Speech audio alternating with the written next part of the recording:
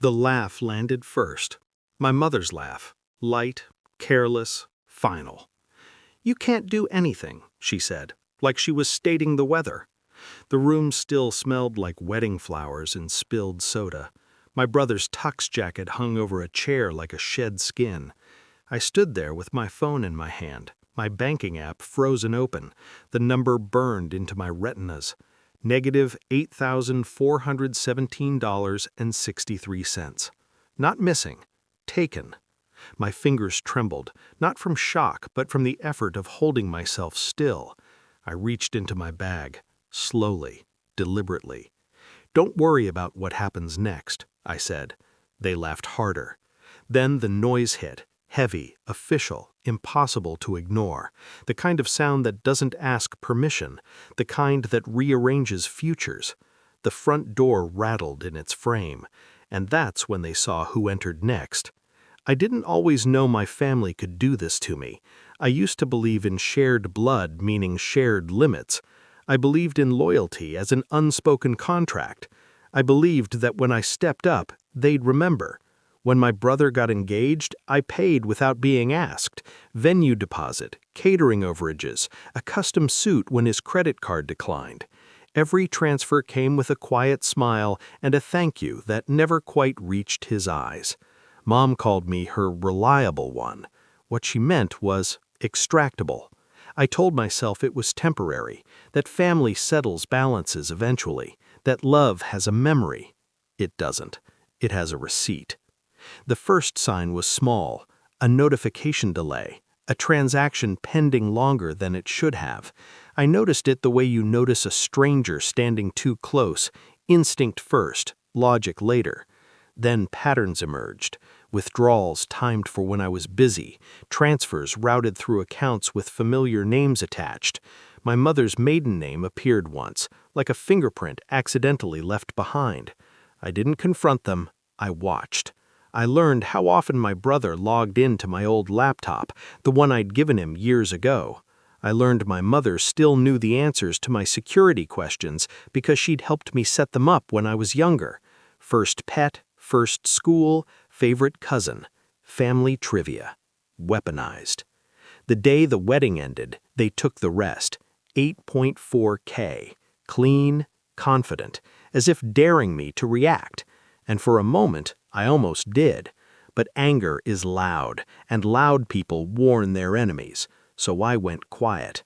I spent the night after the wedding making lists, not of revenge fantasies, but of facts, dates, amounts, access points, every legal thread they thought was invisible. I froze nothing yet. I reported nothing yet. I let them feel safe. I filed a fraud inquiry with my bank under internal breach. I forwarded login histories, IP addresses, device fingerprints. I highlighted patterns even a tired analyst couldn't ignore. Then I called a lawyer, not emotional, not desperate, calm, precise. I didn't ask what I could do, I asked how long it would take. The plan unfolded like chess, slow, unforgiving. The bank reversed the funds provisionally. That mattered more than they realized. It turned a theft into a documented event. It gave me leverage. Next came the audit, because once fraud exists, scrutiny follows. Accounts they'd been careless with came into focus. Side transfers, unreported income, a wedding fund that wasn't as innocent as it sounded. I tipped no one off. I let my mother still smiling, let my brother post photos, let them think the laugh had settled the matter. Meanwhile, I updated passwords they didn't know I'd changed, enabled protections they didn't understand, closed doors they didn't know existed. Then I scheduled a visit, not for myself, for consequences.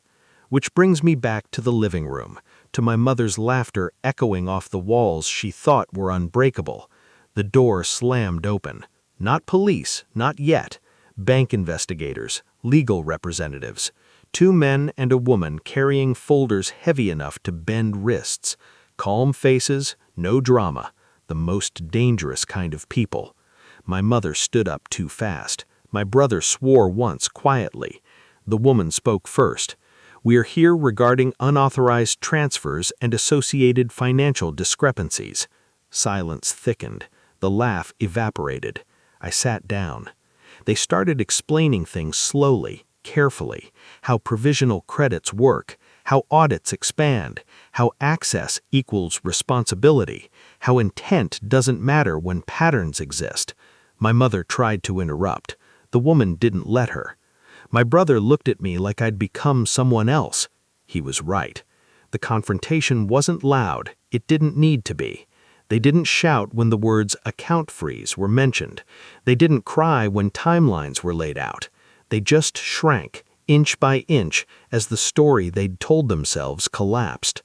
I said nothing until the end. Then I stood, smoothed my jacket, looked at my mother.